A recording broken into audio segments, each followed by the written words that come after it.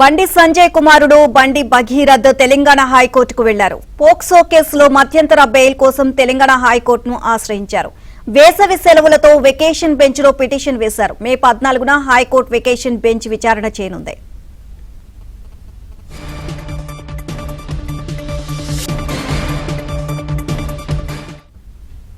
ఇదే అంశానికి సంబంధించి మరిన్ని అప్డేట్స్ మాకు కరెస్పాండెంట్ ప్రవీణ్ అడిగి తెలుసుకుందాం. ప్రవీణ్, పేట్ బషీరాబాద్ పోలీస్ స్టేషన్ లో నమోదైనటువంటి పోక్సో కేసుకు సంబంధించి మధ్యంతర బెయిల్ కోరుతూ తెలంగాణ హైకోర్టును బండి భగీరథ్ ఆశ్రయించడం జరిగింది. ప్రస్తుతం బండి భగీరథ్ వెకేషన్ బెంచ్ లో అత్యవసరంగా విచారణ జరపాలంటూ కూడా వెకేషన్ బెంచ్ లో మెన్షన్ చేసినటువంటి పరిస్థితి ఉంది. తెలంగాణ హైకోర్టులో ఇప్పుడు తెలంగాణ హైకోర్టు వేసవి సెలవులు ఉన్నటువంటి నేపథ్యంలో కేవలం 4 బెంచ్లు మాత్రమే ప్రస్తుతం యాక్టివ్ లో ఉన్నాయి.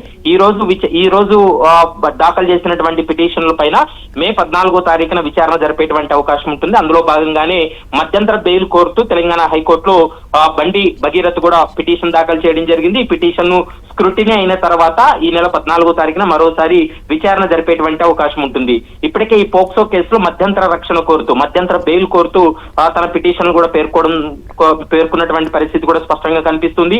మరోవైపు ఈ కేసును లోతైనటువంటి దర్యాప్తు కోసం ఇప్పటికే సైబరాబాద్ సిపి రమేష్ రెడ్డి కూడా డీసీపీ రితిరాజు కూడా ఆదేశాలు ఇవ్వడం జరిగింది. ఆమె నేతృత్వంలోని ఈ కేసు విచారణ కూడా కొనసాగుతున్నటువంటి పరిస్థితి ఉంది. ఇప్పటికే బాధితురాల యొక్క స్టేట్మెంట్ ఒక్కసారి రికార్డ్ చేసినప్పటికీ కూడా మరోసారి బాధితురాల స్టేట్మెంట్ రికార్డ్ చేసేటువంటి అవకాశం ఉంటుంది. మరోవైపు భగీరథ్ కోసం కూడా గాలిస్తున్నాము, భగీరథ్ ఆచూకీ దొరికితే ఖచ్చితంగా అరెస్ట్ చేస్తామంటూ కూడా నిన్న ఆ డీసీపీ రుతురాజ్ కూడా ప్రకటించినటువంటి నేపథ్యంలో ప్రస్తుతం తెలంగాణ హైకోర్టులో అయితే మాత్రం బండి భగీరథ్ మధ్యంతర బెయిల్ కోరుతూ కూడా పిటిషన్ దాఖలు చేశారు. దానిపైన కోర్టు ఎలాంటి నిర్ణయం తీసుకోబోతుందనేది మాత్రం చూడాల్సినటువంటి అవసరం ఉంటుంది. Neelima, right, thank you Praveen.